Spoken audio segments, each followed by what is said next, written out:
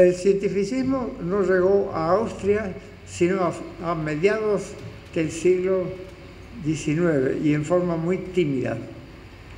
Un cientificista muy notable fue Boltzmann, un gran físico que era atomista en una época en que el atomismo era rechazado por los físicos, al par que era aceptado por los químicos. En aquella época también apareció el gran Ernst Mach.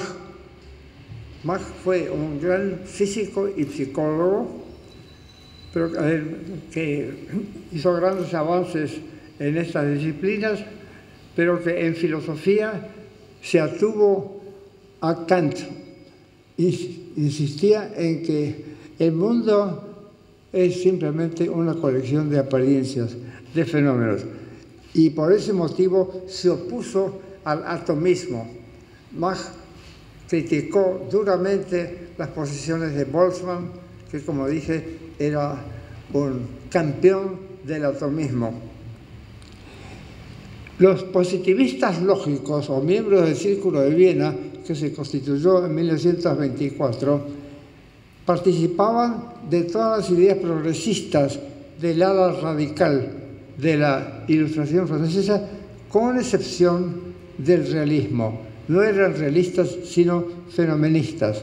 No eran materialistas, sino subjetivistas.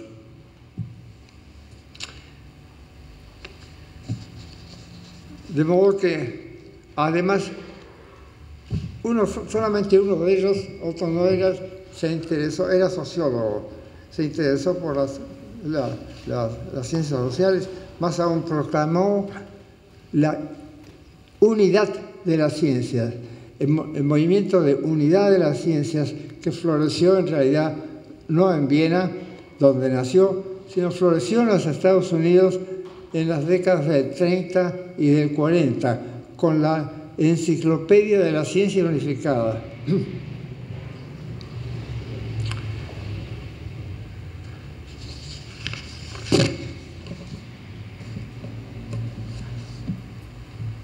El filósofo alemán Wilhelm Dilthey, que ejerció una influencia muy fuerte en Europa y en la Argentina a partir de 1930, fue el autor del Manifiesto Anticientificista de 1883.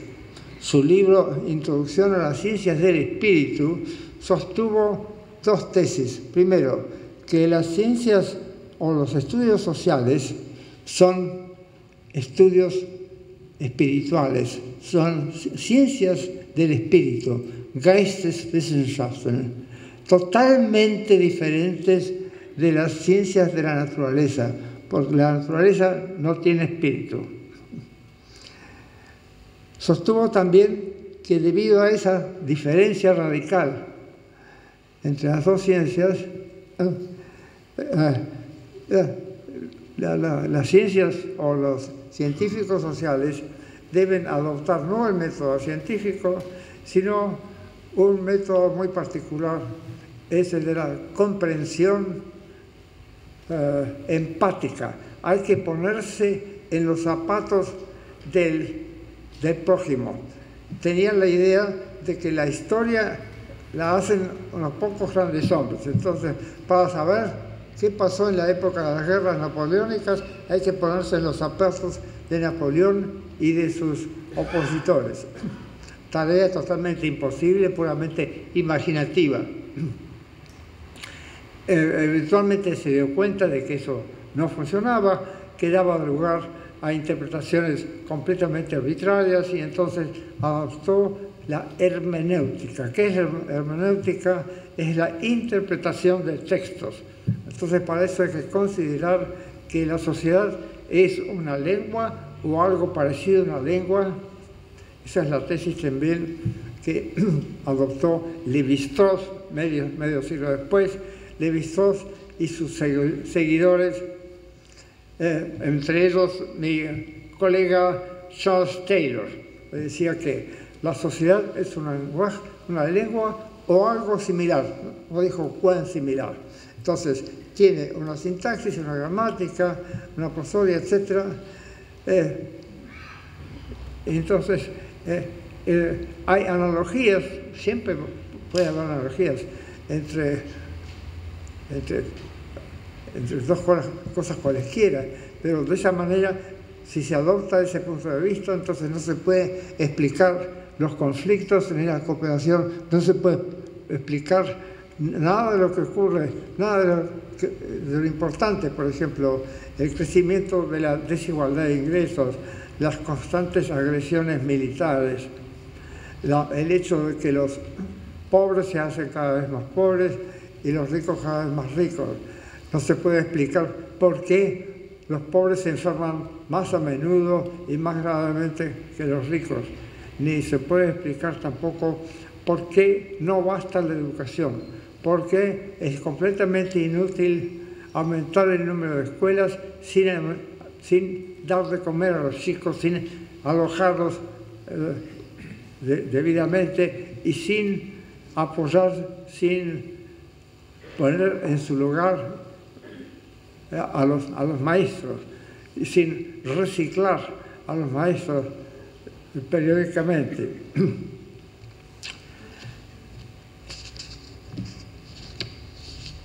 En todo caso, el Dilthey fue tan influyente que determinó la primera parte del pensamiento de Max Weber, que pasa por ser el sociólogo más importante, junto con Durkheim. Pero Durkheim era cientificista y por lo tanto enemigo de Weber.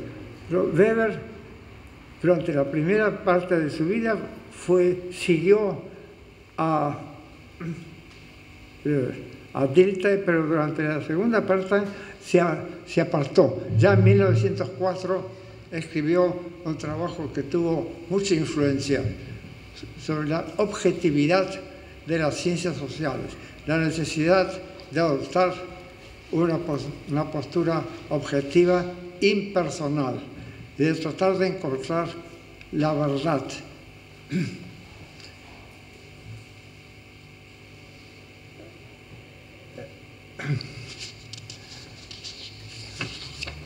Desgraciadamente nunca renegó explícitamente de su origen diltheyano, nunca renegó explícitamente de la idea de que las ciencias sociales son tan objetivas como la física o la química.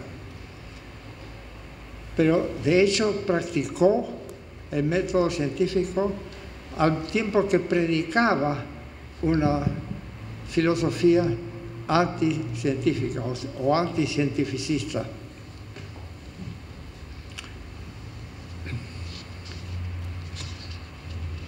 Curiosamente, Max Weber pasa por haber sido el anti-Marx, pero en muchos aspectos su obra madura se parece a la de Marx, aunque a diferencia de Marx, Weber no estudió ninguno de los grandes cambios que se produjeron frente a sus narices. Por ejemplo, no dijo nada sobre el crecimiento del colonialismo, del sindicalismo, del feminismo, de la ciencia.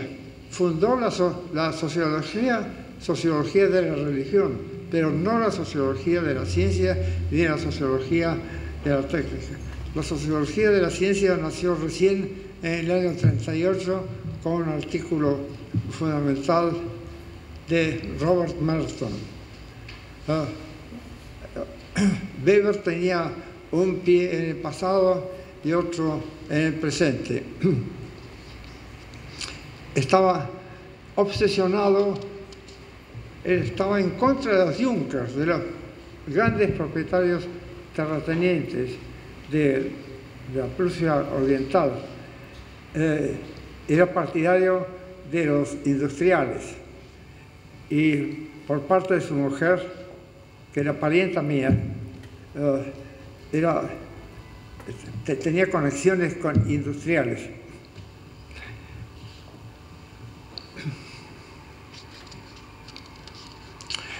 Fue Weber profesor titular de economía durante 20 años. Gracias.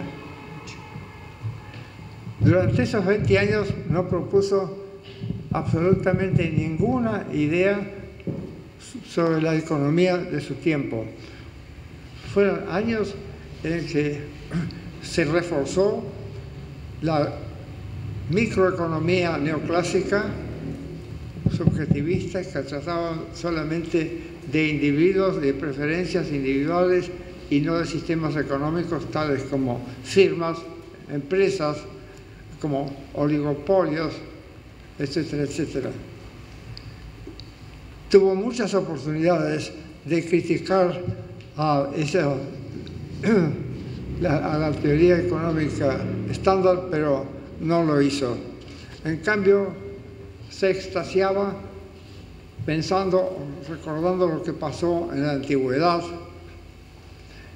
Por ejemplo, explicó en forma bastante razonable la decadencia del mundo antiguo, en particular de la Roma imperial.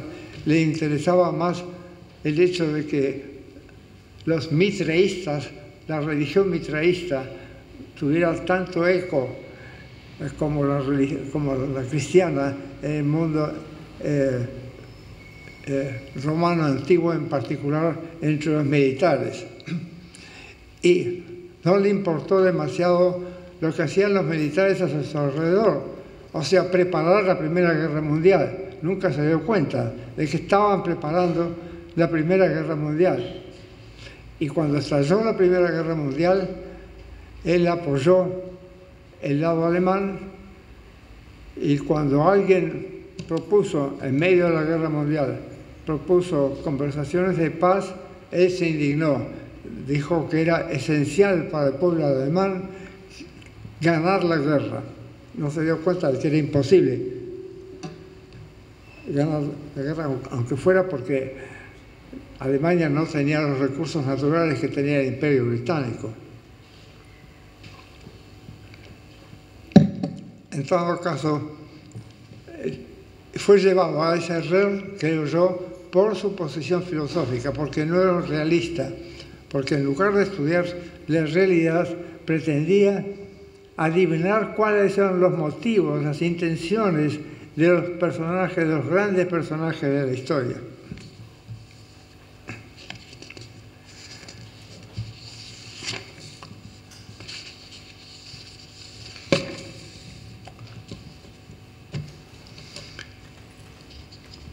El cientificismo presupone la concepción de la ciencia que propuso Robert Merton, que, como dije, fue el fundador de la sociología científica de la ciencia, el primero en estudiar comunidades científicas en lugar de hacer biografías de grandes investigadores científicos, lo que es una ocupación perfectamente legítima, pero no explica por qué la ciencia prospera en algunas sociedades y se marchita en otras.